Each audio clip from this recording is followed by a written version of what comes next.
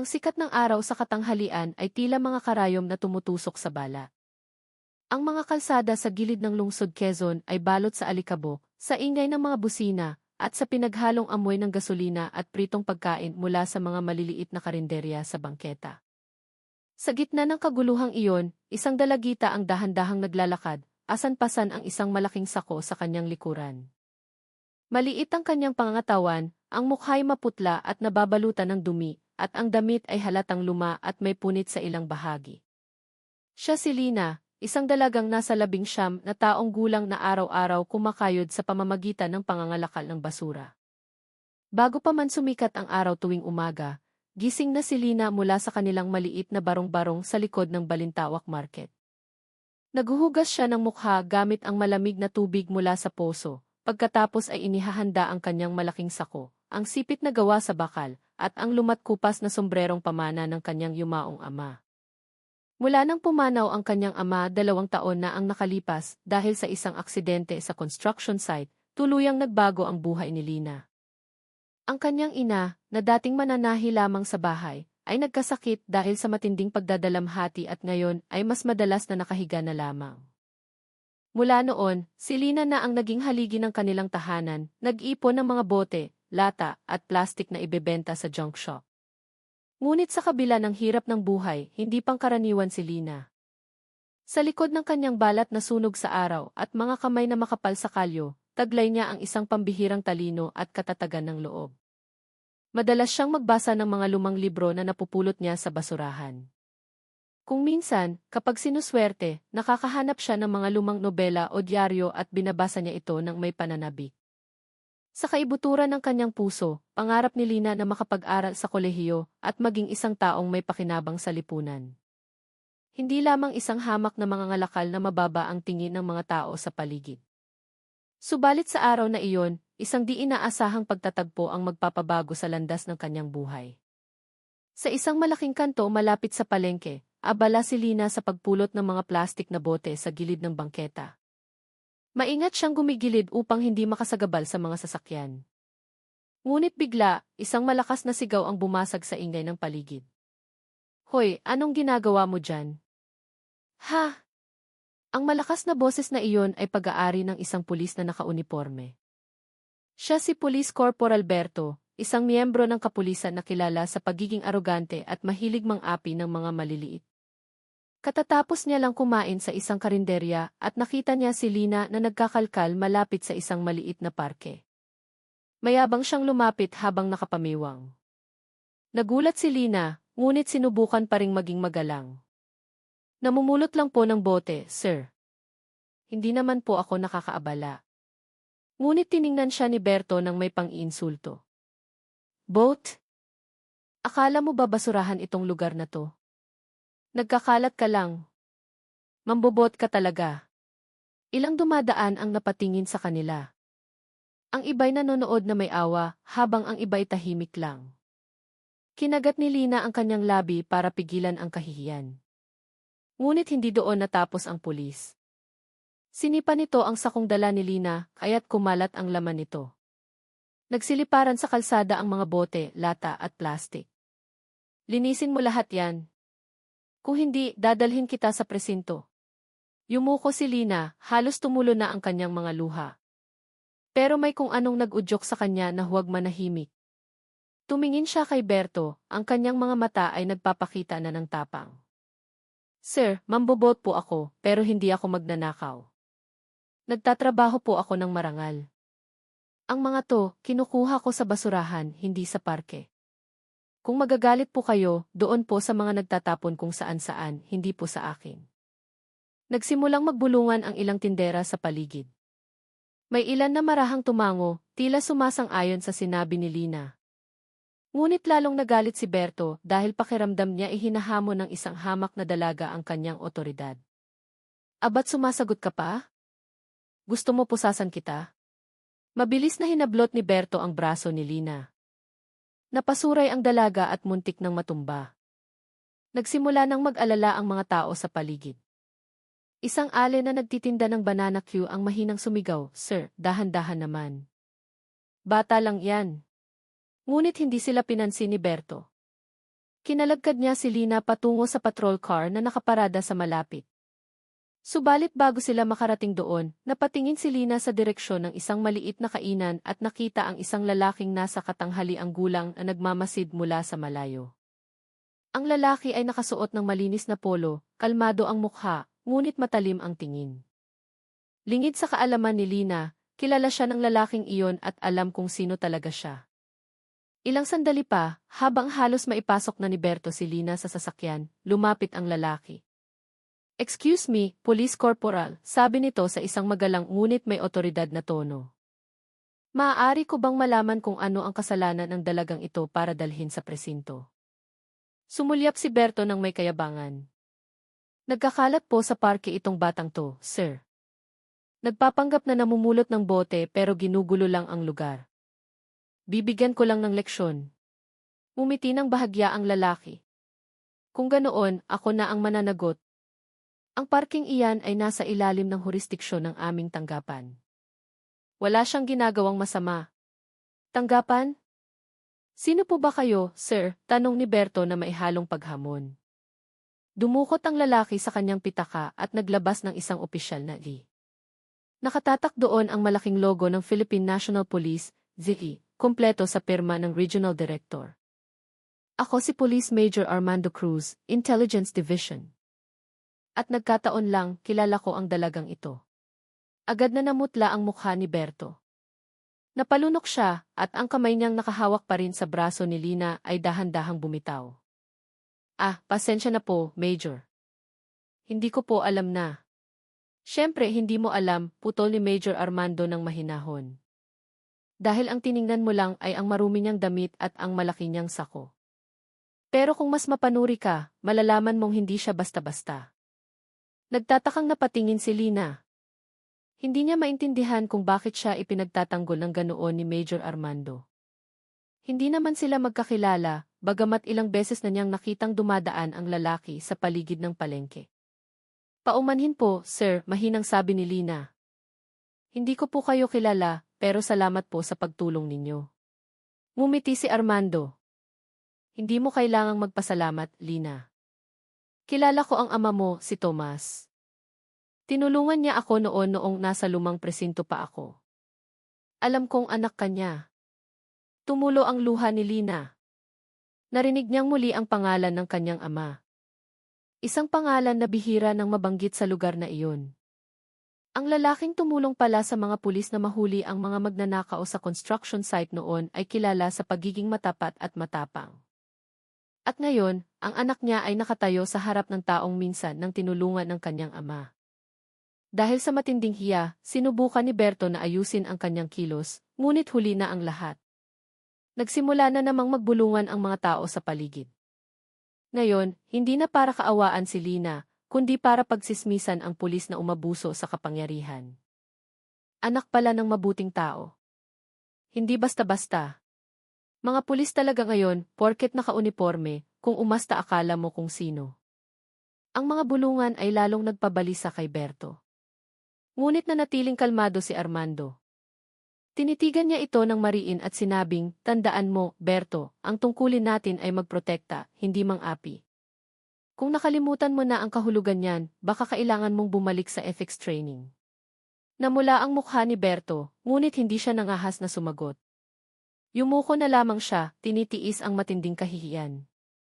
Nakatayo lang si Lina, nakatingin sa kanyang sakong nagkalat pa rin ang laman. Akma na sana niyang pupulutin ang mga ito nang tapikin ni Major Armando ang kanyang balikat. "Hayaan mo na yan, may mag-aayos niyan. Sumama ka muna sa akin." "Pero, sir, kailangan ko pa pong magtrabaho. Kailangan kong mag-uwi ng pera para sa gamot ni inay." "Huwag kang mag-alala," malumanay na sabi ni Armando. "Ngayong araw, hindi mo kailangang magtrabaho. May mahalaga kang dapat malaman." Sila'y naglakad patungo sa isang itim na sasakyan na nakaparada sa kabilang kalsada. Pinanood sila ng mga tao sa palengke. Ang iba'y hindi pa rin makapaniwala na ang dalagang mambobote ay kilala pala ng isang opisyal ng pulis. Samantala, naiwang nakatulala si Berto, naninigas ang mukha sa hiya at kaba. Sa loob ng sasakyan, hindi mapakali si Lina. Sir, bakit po ninyo ako tinutulungan ng ganito? Maliit na tao lang po ako, hindi po mahalaga. Tiningnan siya ni Armando ng seryoso. Bago mamatay ang ama mo, kinausap niya ako. Sabi niya, kung may mangyari sa kanya, bantayan ko raw kayo ng nanay mo. Nagulat si Lina. Sinabi po iyon ni Itay. At balak kong tuparin ang pangako ko sa kanya. Pero bago iyon, may dapat kang malaman. Ang pagkamatay ng ama mo ay hindi isang ordinaryong aksidente. Nanlaki ang mga mata ni Lina habang nakatingin kay Armando.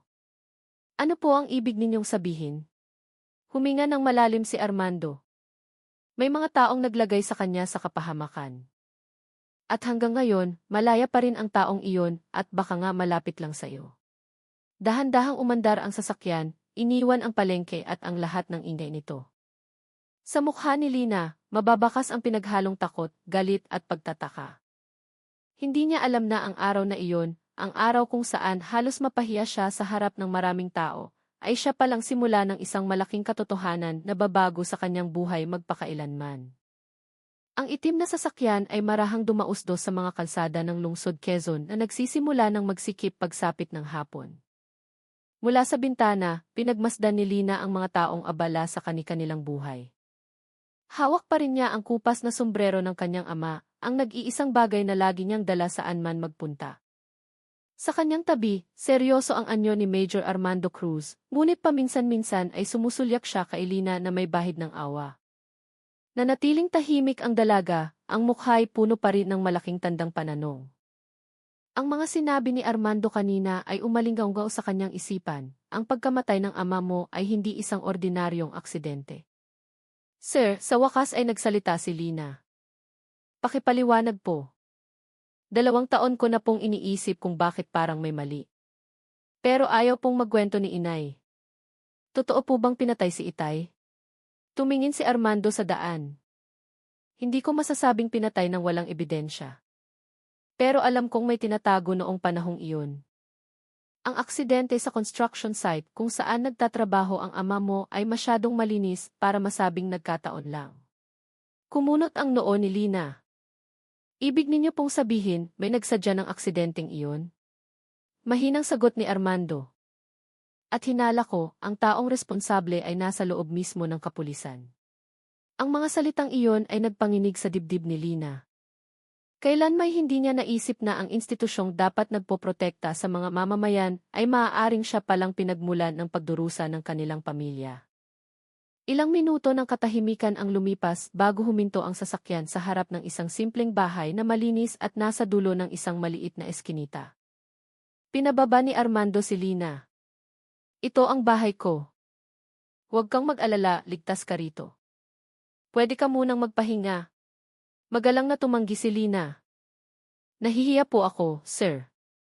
Kailangan ko na pong umuwi. May sakit po si Inay. Nagpadala na ako ng tao roon, putol ni Armando. Binabantayan ang nanay mo ng mga tauhan ko. Nagdala na rin sila ng gamot at pagkain. Pwede ka munang mapanatag. Natigilan si Lina. Isang halo ng pagdududa at pasasalamat ang bumalot sa kanyang puso. Umupo siya sa isang silyang yari sa kahoy sa sala at tiningnan ang paligid. Ang bahay ay puno ng mga litratong itim at puti, mga sertipiko ng pagkilala, at isang malaking larawan kung saan nakatayo ang kanyang ama sa tabi ng isang batang Armando. Pareho silang nakangiti sa harap ng isang maliit na police station. Hindi na napigilan ni Lina ang kanyang mga luha. Bata pa po si Itay dyan. Marahang tumango si Armando. Mabuting tao siya, Lina. Masipag. Pero ang pinakahinahangaan ko sa kanya, ayaw niyang masangkot sa anumang maruming gawain. Iyon din ang dahilan kung bakit marami siyang naging kaaway sa construction site. Kaaway, matalim na tingin ni Lina. Sino po, sir? Ang boss ng proyekto at ilang tiwaling pulis na nagbibigay proteksyon sa kanya. Noon, nag-report sa akin ang ama mo tungkol sa smuggling ng construction materials at korupsyon sa pondo ng proyekto. Pero bago pa namin maaksyonan, pumanaw na siya. Napapikit si Lina, hawak ang sakong dala pa rin niya. Bigla may naalala siya. Sir, ilang linggo bago mamatay si Itay, sinabi niya sa akin, anak, kung may mangyari sa akin, hanapin mo sa malaking sako sa likod ng bahay. Hindi ko po naintindihan ang ibig niyang sabihin. Tiningnan siya ni Armando ng seryoso. Nasa iyo pa ba ang sakong iyon? Opo, sir. Nasa bahay, sa ilalim ng papag. Kung ganoon, kailangan nating puntahan iyan mamayang gabi. Dahan-dahang bumaba ang gabi, dala ang maalinsangang hangin na tipikal sa isang lungsod na malapit sa dagat. Mabilis na naglakad sina Lina at Armando sa isang eskinita, patungo sa maliit nilang barong-barong sa likod ng palengke. Sa malayo, nag-uunahan sa ingay ang mga kuliglig at tahol ng aso. Pagdating sa harap ng kanilang tahanan, agad na pumasok si Lina. Natutulog ang kanyang ina, mas payapa ang itsura. Sa tabi ng higaan, 2 pulis na nakasibilyan ang magalang na nagbabantay. Tumango si Lina sa kanila, pagkatapos ay lumuhod at hinila ang isang lumang sako mula sa ilalim ng papag. Ang sako ay mukhang lumana at may mga tahi ng natatanggal. Dahan-dahan, kinalas ni Lina ang buhol na tali nito. Mula sa loob, lumabas ang ilang lumang gamit, damit ng kanyang ama, sapatos na pangtrabaho, at isang maliit na notebook na nakabalot sa plastik. Nanginginig ang kamay ni Lina nang iabot ang notebook kay Armando. Ito po, sir. Hindi ko po binuksan dahil takot akong masira. Maingat na binuklat ni Armando ang bawat pahina. Sa loob, nakasulat ang sulat kamay ni Tomas, gamit ang isang asul na ballpen. May mga petsa, pangalan ng proyekto, at listahan ng mga taong sangkot. Sa huling pahina, may nakasulat na pangungusap, kung mawala ako, ipagkatiwala mo lahat ito kay Armando.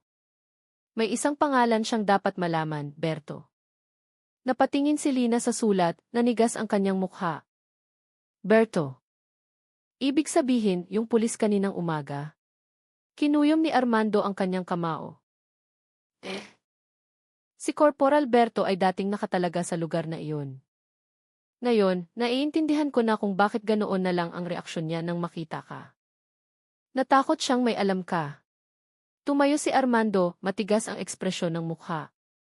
Lina, simula ngayong gabi, hindi ka na pwedeng lumabas ng mag-isa. Ang mga taong tulad ni Berto ay hindi titigil.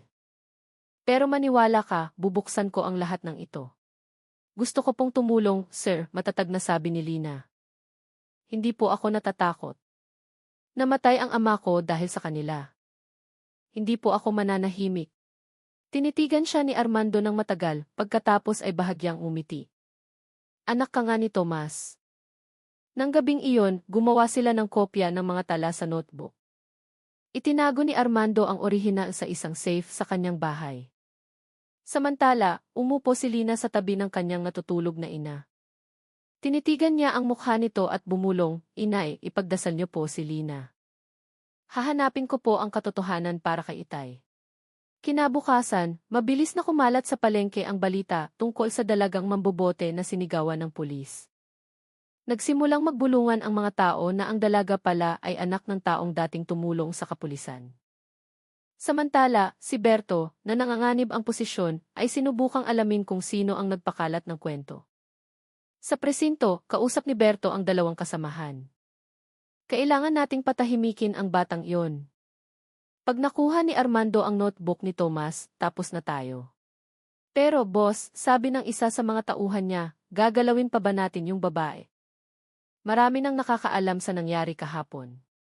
Hayaan mo sila. Hanggat walang matibay na ebidensya si Armando, wala siyang magagawa. Saka, pwedeng i-frame up ang batang iyon. Tumingin si Berto sa labas ng bintana, may tusong ngiti sa kanyang mga labi. Hindi niya alam na sa labas, isang tindera ang nakarinig sa bahagi ng kanilang usapan at agad itong ipinagbigay alam kay Lina. Pagsapit ng hapon, pumunta si Lina sa palengke dala ang kanyang sako, na para bang walang nangyari. Ngunit sa pagkakataong ito, sa loob ng kanyang sako, maliban sa mga bote at plastik, may nakatagong isang maliit na kamera na pag-aari ni Armando. Pinag-aralan niya itong gamitin kaninang umaga. Ang layunin ay simple, makakuha ng ebidensya na si Berto ay talagang sangkot. Habang nagkukunwaring namumulot ng basura si Lina malapit sa presinto, lumabas si Berto habang may kausap sa telepono. Mamayang gabi na. Ipadala mo yung pera sa lumang account, wag sa bago. Tungkol sa proyekto, safe pa. hindi maghihinala si Armando. Yumuko si Lina, tila walang pakialam, ngunit pinindot niya ang buton ng kamera sa loob ng sako. Malinaw na nai-record ang boses ni Berto. Ngunit sa kasamaang palad, nakita ng isa sa mga tauhan ni Berto ang kakaibang kilos ni Lina. Lumapit ito at hinawakan ang balikat ng dalaga. Hoy, anong ginagawa mo na naman dito? Kinabahan si Lina. Pero bago pa siya makasagot, biglang lumitaw si Armando mula sa likuran. Anong kailangan mo sa batang ito? Matigas niyang tanong. Natigilan ng tauhan ni Berto at mabilis na tumayo si Lina sa tabi ni Armando. Wala po, sir. Nagtatanong lang po, kinakabahang sabi ng pulis. Tumingin si Armando ng matalim. Sabihin mo sa amo mo, gusto ko siyang makausap mamayang gabi. Kinagabihan, pumunta si Armando sa maliit na headquarters kung saan nakaduty si Berto. Sa isang mesang kahoy na magulo at puno ng mga lumang folder, magkaharap silang umupo. Tense ang atmosfera. Alam ko na ang lahat, Berto, mahina ngunit matalim na sabi ni Armando. Tungkol sa proyekto, sa kinurakot na pera, at sa aksidenteng inayos ninyo. Nasaan ang ebidensya mo, hamon ni Berto na may mapanuyang ngiti. Sabi-sabi lang ng isang batang mambobote ang hawak mo. Inilabas ni Armando ang kanyang cellphone at pinatugtog ang audio mula sa kamera ni Lina. Sapat na ito. Agad na namutla ang mukha ni Berto. Tumayo siya at akmang aabutin ang kanyang baril, ngunit isang kiklik ang narinig. Nakatutok na sa kanya ang baril ng dalawang pulis na kasama ni Armando. Arestado ka, Berto. At sa pagkakataong ito, wala ka nang masusuhulan. Kinabukasan, kumalat sa lokal na media ang balita tungkol sa pagkakaaresto kay Berto. Maraming residente ang hindi makapaniwala na ang pulis na kilala nilang mayabang ay sangkot pala sa isang lumang kaso na ikinamatay ng isang tapat na construction worker. Sa kanilang bahay, pinanood ni Lina ang maliit na telebisyon. Tumulo ang kanyang luha, ngunit hindi na dahil sa lungkot, kundi dahil sa ginhawa. Itay, dumating na rin ang hustisya, mahina niyang bulong. Ang kanyang ina, na unti-unti nang bumubuti ang kalagayan, ay tiningnan siya ng may ngiti. Magaling ka, anak. Siguradong ipinagmamalaki ka ng itay mo. Dumating si Armando ng hapong iyon, dala ang isang brown envelope. Sa loob nito ay ilang dokumento at isang recommendation letter. Lina, ito ay scholarship mula sa Bayanihan Foundation. Tinanggap ka sa Polytechnic University of the Philippines sa kursong abogasya. Hindi makapaniwalang napatingin si Lina. Mag-aaral po ako sa kolehiyo, sir. Di ba sabi mo gusto mong ipagtanggol ang mga maliliit? Heto na, pagkakataon mo ng pag-aralan ang tunay na batas. Yumuko si Lina, muling tumulo ang kanyang luha, ngunit ngayon ay puno na ng pasasalamat. Tiningnan niya ang sakong luma na naging kasama niya sa hirap at sinabi ng mahina, ang sakong ito ang nagdala sa akin dito. Mula sa paghahanap ng bote hanggang sa paghahanap ng katotohanan. Simula ngayon, hindi ko itatapon ang sakong ito. Para lagi kong maaalala na nagsimula ako sa ibaba, pero hindi para tapakan. Ngumiti si Armando. Itanim mo yan sa isip mo. Dahil ang taong nakakalimot sa kanyang pinanggalingan ay karaniwang naliligaw kapag nasa itaas na. Halos 6 na buwan na ang lumipas mula nang maaresto si Corporal Berto at dahan-dahang nagbago ang buhay ni Lina. Mula sa isang dalagang mambobote na naglalakad sa ilalim ng sikat ng araw, pasan ang isang sakong luma, ngayon ay nakasuot na siya ng puting blusa at itim na palda, isang estudyante ng abogasya sa Polytechnic University of the Philippines. Ngunit kahit nagbago ang kanyang pananamit, ang tingin sa kanyang mga mata ay nanatiling pareho, matalim, tapat, at puno ng determinasyon. Sa unibersidad, marami ang mababa ang tingin sa kanya noong una. Nabalitaan nila na ang bagong estudyanteng nakakuha ng scholarship ay dating mangangalakal. Ngunit walang pakialam si Lina. Pumunta siya roon hindi para hangaan, kundi para matuto. Ang mga unang araw niya sa kampus ay hindi naging madali. Marami sa kanyang mga kaklase ay galing sa mayayamang pamilya, anak ng mga negosyante, opisyal ng gobyerno, at maging ilang taga-kapulisan. Kapag binubuklat ni Lina ang libro sa library, gamit ang kanyang mga kamay na medyo magaspang pa, may mga bumubulong. Siya yung nasa balita, di ba? Yung anak ng mambobote. Kawawa naman pero matalino raw, sabi ng isa. Ngumingiti lang si Lina. Hindi niya ito pinapansin. Para sa kanya, hindi mahalaga kung saan ka nagsimula, ang mahalaga ay kung saan ka patungo. Tuwing umaga, sanay pa rin siyang gumising bago mag-umaga, naghahanda ng tubig para sa kanyang ina, bago sumakay ng jeep papuntang kampus dala ang baong kanin at simpleng ginisang gulay. Ngunit ang kanyang determinasyon ay pambihira. Sa bawat klase, aktibo siyang nagtatanong, mabilis magtala, at masipag sa library, kaya't napansin siya ng kanyang mga propesor. Isa na rito si Atty. Mira Reyes, isang propesora sa criminal law na kilala sa pagiging istrikto, ngunit makatarungan. Isang tanghali pagkatapos ng klase, nilapitan ni Atty. Mira si Lina. Lina, nabasa ko ang scholarship papers mo. Humanga ako. Pero gusto kong malaman, bakit abogasya ang pinili mo at hindi ibang kurso? Tiningnan siya ni Lina ng diretsyo. Dahil gusto ko po ng hustisya, ma'am. Hindi lang para sa akin, kundi para sa mga maliliit na taong walang boses. Ngumiti ng malugod si Atty. Mira. Malalaking salita, pero naniniwala akong kaya mong gawin. Mahirap ang mundo ng batas, anak. Pero kung matatag ang puso mo, malalampasan mo ito. Isang hapon, pag-uwi ni Lina mula sa kampus, may natagpuan siyang isang sobreng walang pangalan na nakasuksok sa kanilang bakod. Sa loob, isang puting papel lang ang laman na may nakasulat, akala mo tapos na. Mag-ingat ka. May utang na dapat pang bayaran. Dahil sa sulat na iyon, kumabog ng mabilis ang kanyang puso. Agad niyang tinawagan si Major Armando, na ngayon ay nalipat na sa Criminal Investigation and Detection Group, CID, bilang isang senior investigator. Sir, may natanggap po akong kakaibang sulat. Walang pangalan, pero sigurado akong may kinalaman ito sa kaso ni Itay. Matigas na sagot ni Armando, kalma lang, Lina. Huwag kang mataranta. Magpapadala ako ng tao para magbantay sa bahay ninyo ngayong gabi. Huwag kang lalabas ng mag-isa. Subalit sa kalooban ni Armando, mayroon ding pag-aalala. Alam niyang ang kaso ni Berto ay maliit na pinto lamang ang nabuksan. Mayroon pang mas malaking network sa likod ng korupsyon sa proyekto, kung saan nagtrabaho noon ang ama ni Lina.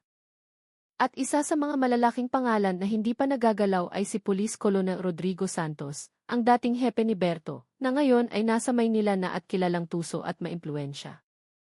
Ilang linggo ang lumipas, nagsagawa ng isang national law seminar ang Universidad ni Lina.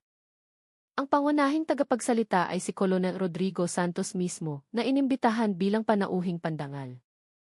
Nang marinig ni Lina ang pangalang iyon, tila huminto ang pagtibok ng kanyang puso. Ang pangalang binanggit ni Armando bilang posibleng utak sa likod ng lahat ay nakatayo ngayon sa entablado ng kanyang paaralan, nakangiti at nakauniporme. Sinalubong siya ng palakpakan ng mga propesor at estudyante. Ang batas ay dapat ipatupad ng walang kinikilingan, sabi niya sa podium. Ang ating tungkulin ay protektahan ang mamamayan, hindi sila lokohin. Nagngit-ngit ang mga ngipin ni Lina. Ang mga salitang iyon ay parang isang malaking kasinungalingan sa kanyang pandinig. Tinitigan niya ito ng masama, ngunit pinigilan ang sarili. Alam niyang hindi siya pwedeng mag-akusa ng walang ebidensya. Subalit nang bumaba si Santos mula sa entablado, nagtama ang kanilang mga mata. Huminto ito sandali, tinitigan siya ng matagal, na para bang kilala ang mukhang iyon. Bagong estudyante ka ba? Magalang nitong tanong. Opo, sir, walang emosyong sagot ni Lina. Anong pangalan mo? Lina, anak po ng yumaong si Tomas. Natigilan si Santos ng isang segundo, ngunit agad ding ngumiti ng malamig. Ah, Tomas. Isang pangalang matagal ko nang hindi naririnig. Sana mag-aral kang mabuti, Hija. Ang mundo ng batas ay hindi para sa mga mahihina. Ang mga salitang iyon ay parang banayad na lason. Yumuko si Lina, ngunit nag-aapoy ang kanyang puso. Sa isang iglap, nalaman niyang sangkot nga ang lalaking ito. Nang gabing iyon, mabilis na pumunta si Lina sa bahay ni Armando. Sir, lumitaw siya. Si Colonel Santos. Pumunta siya sa campus ko. Huminga ng malalim si Armando. Alam ko. Matagal ko na siyang minamanmanan. Pero mahirap, Lina. protektado ang taong iyan ng maraming opisyal at negosyante. Pero kung makakakuha ka ng kahit ano, dokumento, recording, kahit ano, pwede nating buksan ulit ang kaso. Handa po ako, sir, matatag na sabi ni Lina. Kapag sinimulan ko, hindi na ako aatras. Tinitigan siya ni Armando. CJ. Pero kailangan mong mag-ingat. Ang mga taong tulad ni Santos ay hindi mag-aatubiling tanggalin ang sinumang masyadong maraming alam. Ilang araw ang lumipas, nagkaroon ng gintong pagkakataon si Lina. Napili siyang maging bahagi ng isang internship program sa isang pribadong law firm na may kontrata sa dating construction company kung saan nagtrabaho ang kanyang ama. Dito nagsimulang mabuksan ang lahat. Isang gabi, inutusan si Lina na ayusin ang mga lumang file. Habang binubuklat ang isang maalikabok na folder na may titulong Proyektong Tulay ng Pag-asa 2020, nakakita siya ng isang kopya ng kontrata na may pirma ni na Colonel Santos at Tomas bilang saksi mula sa mga manggagawa. Sa ilalim nito, may maliit na sulat kamay, pumasok ang 50 milyon kay Berto. Utos ni CF. Natigilan si Lina. Ito na ang simula ng ebidensya. Agad niyang kinuhanan ng litrato ang dokumento at ipinadala kay Armando. Subalit hindi nagtagal, namatay ang ilaw sa silid. May narinig siyang mabibigat na yabag na papalapit. Mabilis na nagtago si Lina sa likod ng isang kabinet. Mula sa siwang, nakita niya ang dalawang lalaking nakaitim na pumasok. Isa sa kanila ay nagsalita ng malamig, sabi ni Kolonel, may espiyang naghahanap ng lumang file. Tignan niyo lahat ng kabinet. Kapag nakita niyo, linisin niyo agad. Kumabog ng malakas ang puso ni Lina. Pinigil niya ang kanyang hininga, hawak ang cellphone. Nang halos buksan na ng isang lalaki ang kabinet kung saan siya nagtatago, may narinig silang boses mula sa labas. Hoy, sinong nasa loob? Security guard 2. Agad na tumakas ang mga lalaki sa bintana sa likod. Lumabas si Lina na nanginginig ang buong katawan.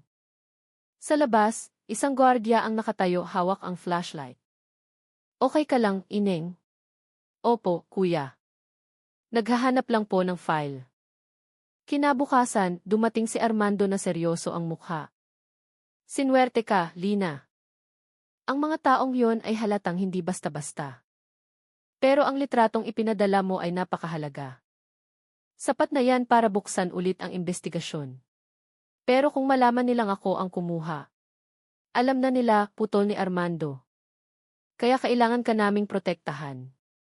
Mula noon, nabuhay si Lina sa ilalim ng mahigpit na pagbabantay.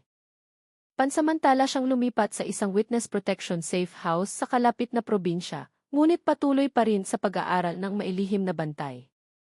Subalit sa kanyang puso, lalong nag-alab ang apoy ng determinasyon. Ayaw niyang maging saksi lamang. Gusto niyang tumayo sa korte balang araw, dala ang pangalan ng kanyang ama ng may dignidad.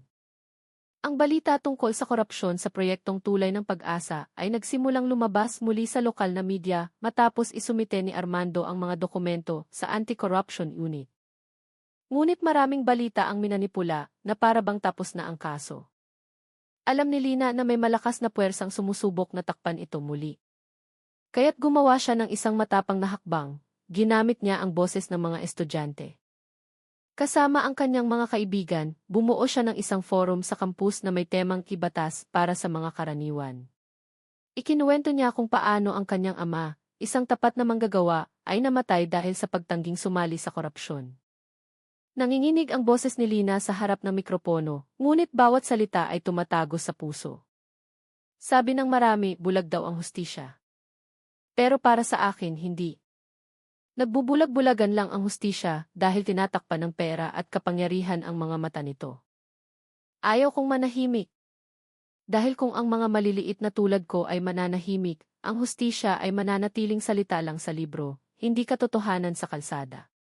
Natahimik ang buong silid pagkatapos ay umalinggaw ang palakpakan. Si Atchery.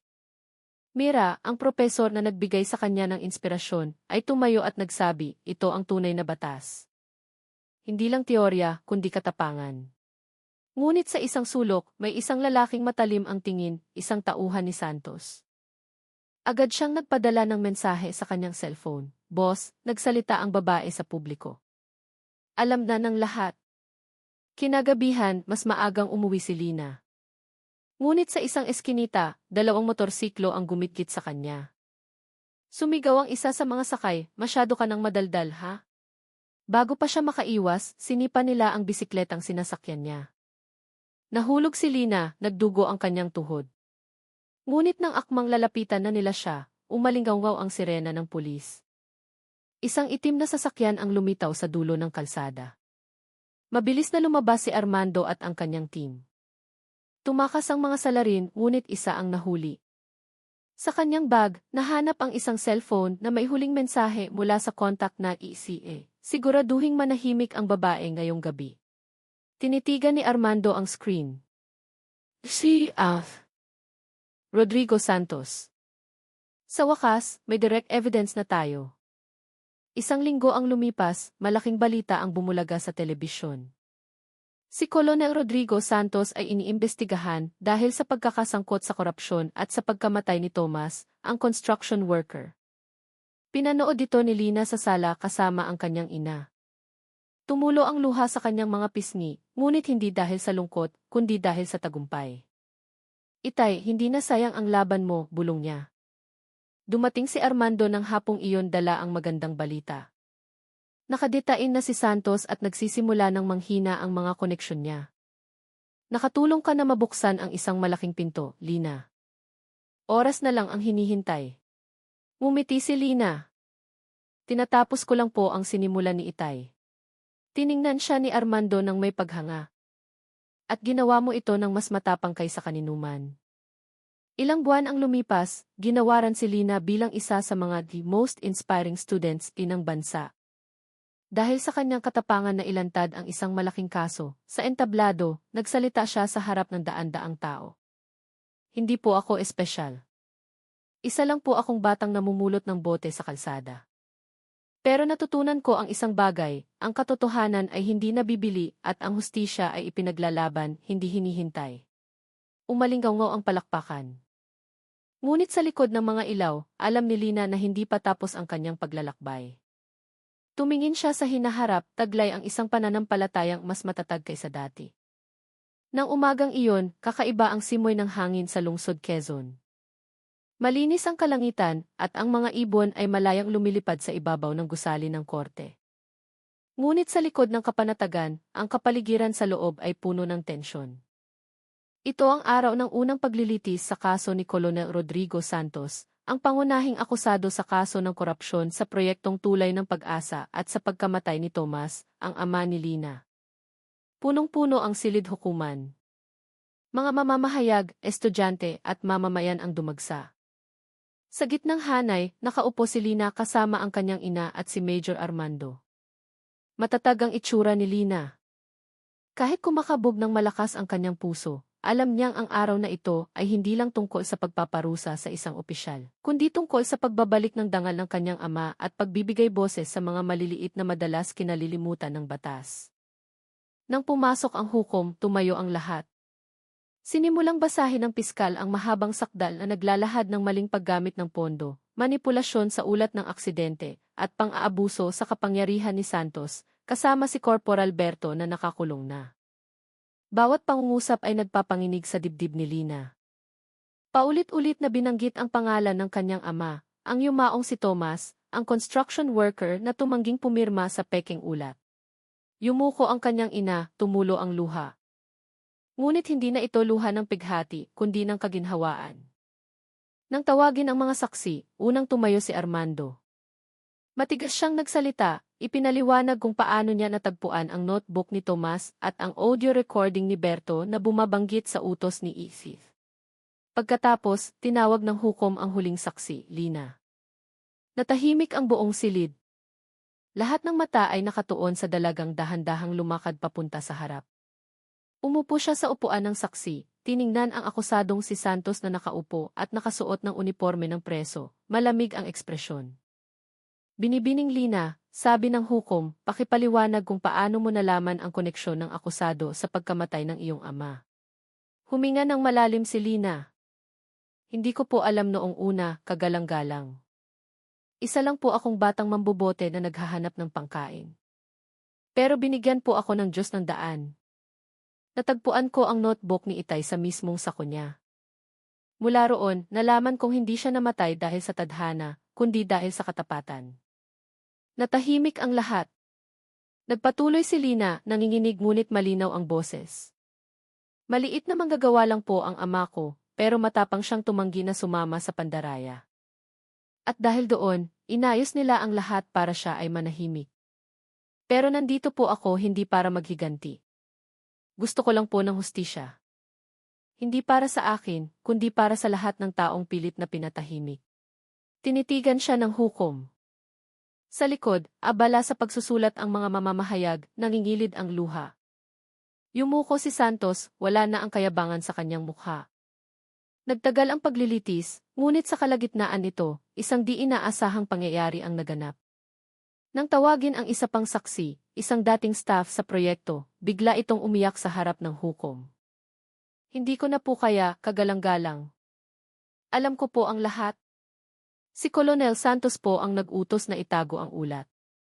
Siya rin po ang nagsabing tanggalin si Tomas dahil masyado raw madaldal.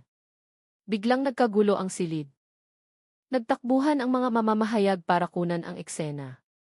Tumayo si Santos at sumigaw, sinungaling. Gusto mo lang iligtas ang sarili mo. Ngunit ang pagsigaw niyang iyon ang lalong nagdiin sa kanya. Malakas na pumukpok ng martilyo ang hukom. Manahimik ang akusado. Matapos patotohanan ng iba pang saksi ang testimonya, isinumite na ng grupo ni Armando ang mga karagdagang ebidensya. Sa wakas, matapos ang 3 oras na paglilitis, huling pumukpok ng martilyo ang hukom. Batay sa mga ebidensya at testimonya, hinahatulan ng korteng ito ang akusadong si Colonel Rodrigo Santos na nagkasala sa krimen ng korupsyon at pagiging kasabwat sa planadong pagpatay. Hinahatulan siya ng habang-buhay na pagkakakulong at pagtanggal ng lahat ng kanyang karapatan bilang miyembro ng kapulisan. Mahinang bulungan ang narinig mula sa mga manonood, ngunit yumuko lamang si Lina. Dahan-dahang tumulo ang kanyang luha, tila isang malaking bigat ang nabunot mula sa kanyang dibdib. Tinapik ni Armando ang kanyang balikat. Nagtagumpay ka, Lina. Pwede nang manahimik ang ama mo. Ilang linggo matapos ang hatol, nakilala ang pangalan ni Lina. Isinulat siya ng media bilang simbolo ng katapatan mula sa masa. Ngunit tinanggihan ni Lina ang lahat ng malalaking panayam. Sinabi niya sa isang reporter, hindi po ako bayani. Anak lang po ako ng isang tapat na taong pinaratangan. Kung lahat po tayo ay maglalakas loob na magsalita, hindi lang ako ang mag-iisa. Nagsimulang maging mas payapa ang buhay. Nagbukas ng maliit na tindahan ang kanyang ina sa harap ng bahay.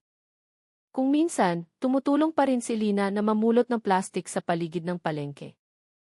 Hindi dahil kailangan, kundi dahil ayaw niyang makalimot kung saan siya nanggaling. 2 taon ang lumipas, si Lina ay isa ng assistant lecturer sa criminal law.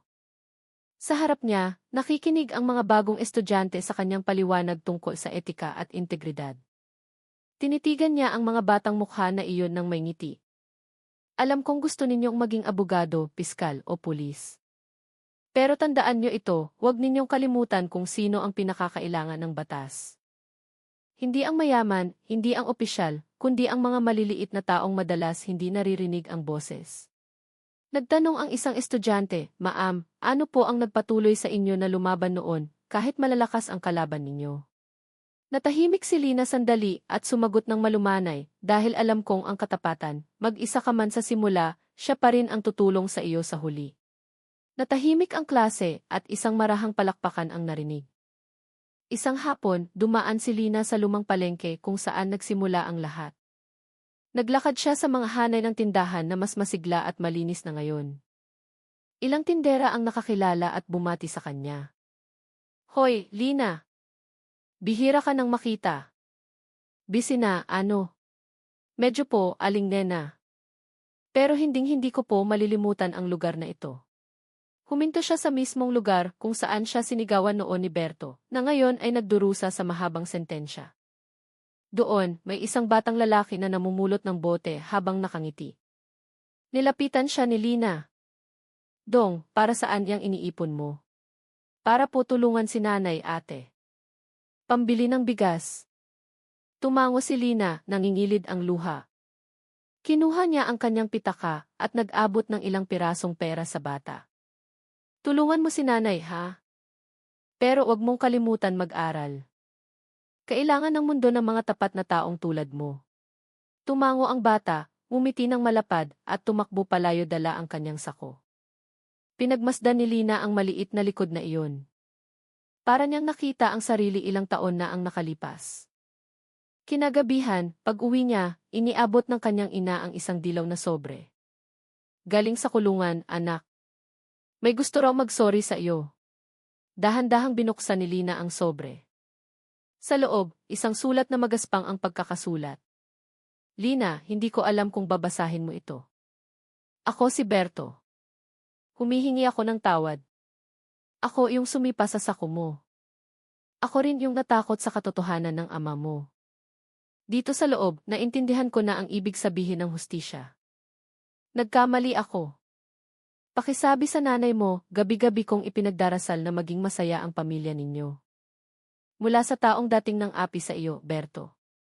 Tinitigan ni Lina ang sulat at dahan-dahan itong tiniklop. Isang patak ng luha ang tumulo, hindi dahil sa galit, kundi dahil sa pagpapatawad. At least, isa pa ang natauhan, mahina niyang sabi. Sa kanyang maliit na silid, sa isang sulok ng estante, nakasabit pa rin ang sakong luma na dati niyang dala. Malinis na ito ngayon, nakasabit sa dingding na parang isang sagradong alaala. Sa ibabaw nito, may sulat kamay si Lina, dito ko natutunan ang halaga ng dignidad. Tuwing napapagod siya, tinitingnan niya ang sako at naaalala ang mga araw na naglalakad siya sa ilalim ng araw, namumulot ng bote habang tinitiis ang gutom.